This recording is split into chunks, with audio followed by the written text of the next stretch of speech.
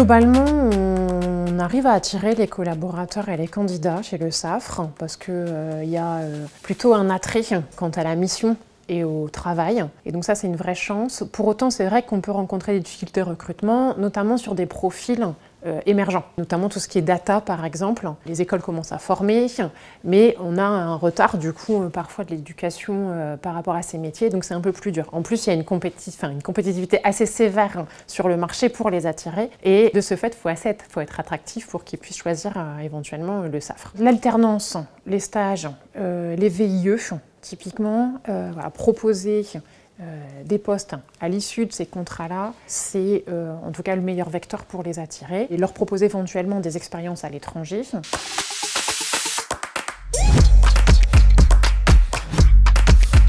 Le plus difficile aujourd'hui, notamment dans une entreprise industrielle, c'est de proposer des parcours. Certains, quand ils nous rejoignent, s'attendent en fait à ce qu'on déroule parfois, comme ça peut exister dans d'autres secteurs comme les cabinets, etc., un type de carrière particulier et du coup un timing là-dedans. Et c'est vrai que sur les entreprises industrielles, avec un nombre de métiers aussi qui est croissant, avec des perspectives aussi qui sont croissantes, c'est un peu plus difficile pour eux de se positionner sur ce qu'ils peuvent faire. Voilà. Donc on essaye de les accompagner au maximum côté management et RH, justement pour pouvoir les aiguiller correctement. On a des processus RH type les people review, etc., qui aident aussi à ça. Mais ça, c'est plutôt un axe de travail, de proposer ces carrières-là et d'essayer, tant que faire se peut, de les systématiser.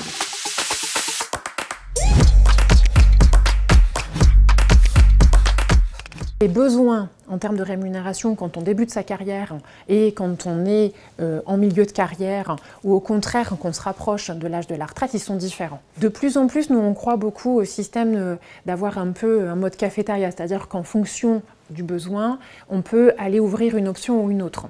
Donc c'est des choses qu'on expérimente, pour l'instant c'est plutôt le début, mais l'idée c'est de coller un peu aux besoins en fonction de l'âge et de l'avancée dans la carrière.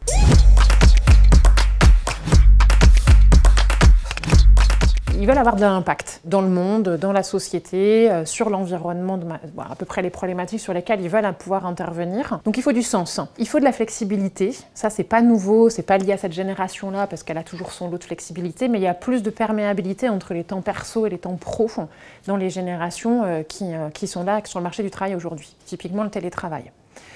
Depuis le Covid, c'est un peu une manière de travailler régulière et ça a explosé. Et ne pas le proposer serait une erreur. Alors, évidemment, on le propose chez le SAFRE, mais on le proposait aussi déjà avant. Pour autant, le lien chez le SAFRE, c'est aussi un moment, c'est important de le conserver. Le télétravail, c'est en moyenne, il est pris 2 jours par semaine. Pour justement maintenir ces interactions, maintenir les échanges, créer ce qu'on appelle de la cross-fertilité entre les différents salariés.